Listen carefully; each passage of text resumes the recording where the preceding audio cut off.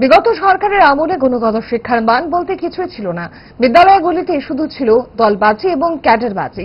মুখ্যমন্ত্রী ডক্টর মানিক সাহার নেতৃত্বে সারা দেশের মধ্যে ত্রিপুরা রাজ্য শিক্ষায় অনেকটা এগিয়ে যাচ্ছে।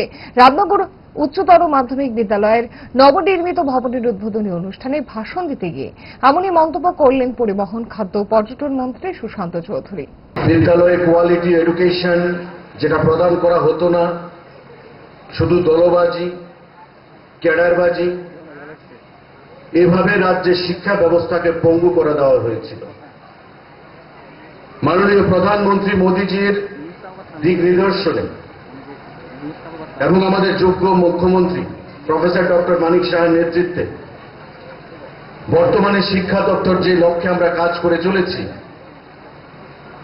তার প্রতিফলনও আমরা তার মাধ্যমিক এবং উচ্চ মাধ্যমিকের ফলাফলে আমরা লক্ষ্য করতে পেরেছি। এবং এতে করে আমরা দেখলাম 88% বেশি হায়ার সেকেন্ডারিতে পাস, 86% বেশি আমাদের মাধ্যমিকে সেখানে পাশের হার। এবং এটা প্রমাণ করে যে বর্তমানে সারা ভারতবর্ষের অন্যান্য রাজ্যগুলোর সঙ্গে পাল্লা দিয়ে আমাদের রাজ্য ত্রিপুরা মাননীয় মুখ্যমন্ত্রীর নেতৃত্বে শিক্ষা ব্যবস্থায় আমরা অনেকটাই এগিয়ে গেছি।